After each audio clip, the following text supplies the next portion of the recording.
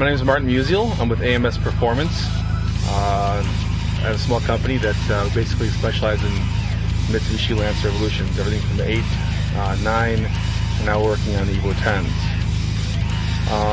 The car is a 2008 Mitsubishi Evo 10, and unfortunately, being a new car, really didn't have much time to prep for the event. There's not a lot of parts out available for the car, so a lot of it we had to fabricate ourselves.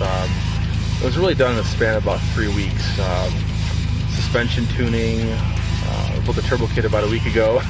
A lot of parts. It was really last minute, and everyone at the shop, busted their backs to get this thing going. 80-hour weeks, whatever it took. And I think we're working on the car till like 1 in the morning, like the day before we left. So a lot of hard work, a lot of last minute stuff, but it all came together. It's a really good event. But the car itself, I don't think it was maybe, it was good or maybe first place in some of the events, but it wasn't a clear winner.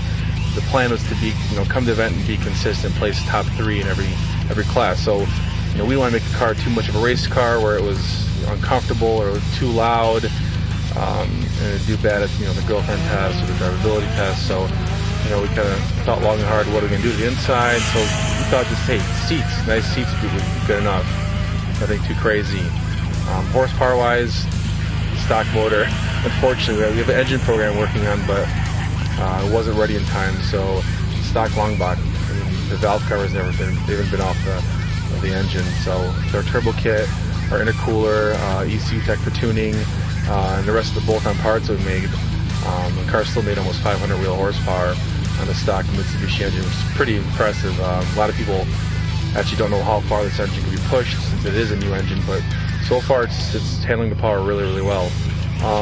Other than that, Endura-Tech suspension, Nitto tires look really good. Everything just kind of, came together. We had some luck, everything held up, nothing broke, and it was a really good event. It was a nail biter. I think each car was unique. So some cars were really clean, maybe not as heavily modified, but put together really well and unique. Some of the engine swaps they had, like the BMW with the 540 engine and supercharger, and that was just an awesome car. That was really cool. Same with the Audi. Putting an S8 4.2 V8 engine in an Audi was just awesome. But the competition was tough. I thought the R35 was going to be hard to beat, and the 350Z was kind of a surprise. Because I haven't really seen, I've seen those cars built up, but that was like the first one I've seen that was really good at everything. It was driven well, it had made good power, it was just a good car all around. So that was really our main competition.